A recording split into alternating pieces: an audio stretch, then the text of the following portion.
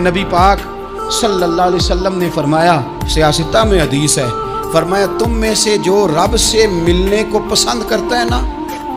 جو اللہ سے ملنے کا شوق رکھتا ہے نا، اللہ بھی اس کی ملاقات کو پسند فرماتا ہے۔ تم میں سے جو رب سے ملنے کا شوق رکھتا ہے، اقبال کیا کہتے ہیں؟ کہتے ہیں تیرے عشق کی انتہا چاہتا ہوں، تو میری سادگی دیکھ میں کیا چاہتا ہوں،